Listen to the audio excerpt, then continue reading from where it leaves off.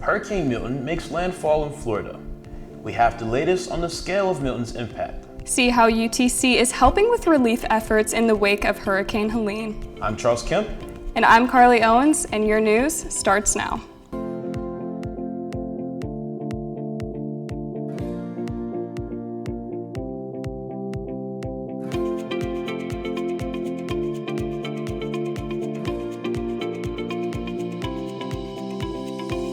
Hurricane Milton makes landfall in Florida as a Category 3 hurricane.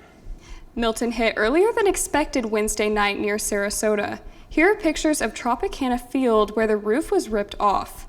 It was supposed to shelter first responders and act as a base camp for debris cleanup. So far, 4 people have died. Officials say it could have been a lot worse. Milton drew fuel from the warm Gulf of Mexico waters, twice reaching Category 5 status. It had maximum winds of 120 miles per hour as it roared ashore near Siesta Key in Sarasota County. The storm brought a deadly storm surge to much of Florida's Gulf Coast, including densely populated areas such as Tampa, St. Petersburg, Sarasota, and Fort Myers. This comes just 2 weeks after Hurricane Helene caused death and destruction across the southeastern United States. To put this in perspective, Helene was the 7th category or stronger storm to make landfall in the U.S. in the past 8 years. Meanwhile, the humanitarian efforts for Helene relief continues on our campus.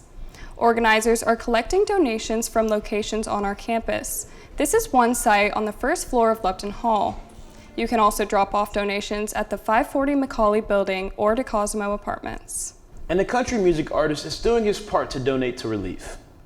Brantley Gilbert has priced the remaining tickets to his McKenzie Arena concert at $15 each. A portion of the proceeds will go to assist relief efforts. Gilbert will perform Friday, October 18th with Adam Calhoun and Damoon Jones.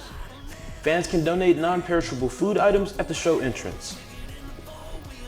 Former President Donald Trump offered his prayers to those in the path of Hurricane Milton.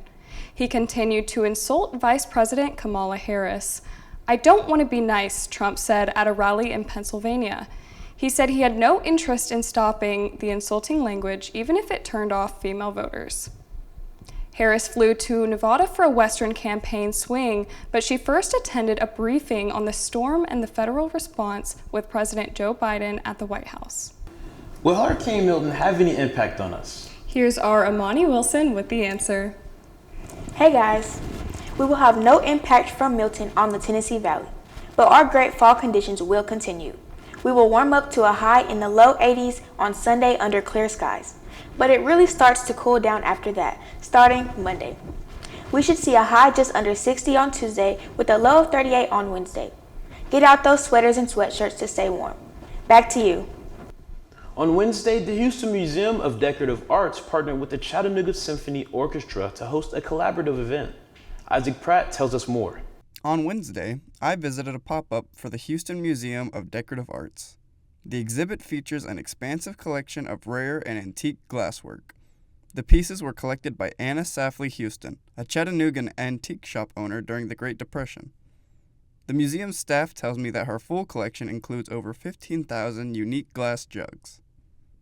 I greatly enjoyed looking through this exhibit and its hundreds of display pieces. After touring the pop-up museum, I headed outside to listen to music performed by members of the Chattanooga Symphony Orchestra. They played selections from Beethoven, Bach, Tchaikovsky, and more. Their performances were a great treat to listen to. If you want to learn more about upcoming events from the Houston Museum or the Chattanooga Symphony Orchestra, I have placed their respective website links in this video's description. We had some big upsets in college football last Saturday. Will the fans pay the price? Are the football Mocs on a roll? Our Amani Wilson joins us with the answers. The Southeastern Conference has fined Vanderbilt and Arkansas after their fans stormed the field following upset wins on Saturday.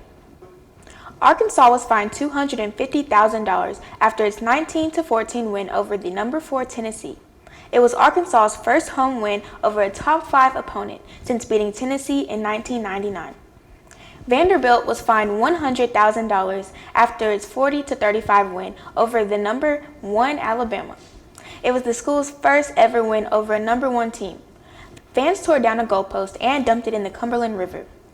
Members of the Nashville Fire Department pulled it from the river, and Vanderbilt took advantage by setting up an auction to sell pieces of it. Mocs running back Reggie Davis rushed for 103 yards, including a go-ahead touchdown with 43 seconds left to power UTC to victory over ETSU.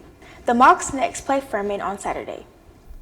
A group of interested students can enter a Dungeons & Dragons game jam that promises to be a spooky good time. Boo TC was held by UTC English Department. Students got to ask questions of Jason Tondro, who's a senior designer and project manager at Wizards of the Coast, the publisher of D&D.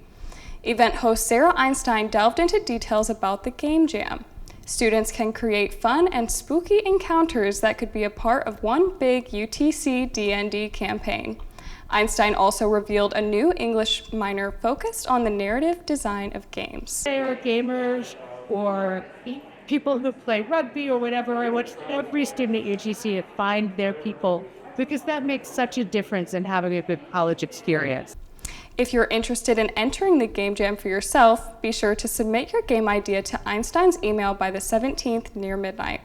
A link to a site with more details will be provided in the description below. That's this edition of Mocs News. Thanks for joining us. Be sure to keep up with us on our Facebook page. We are also on X and YouTube.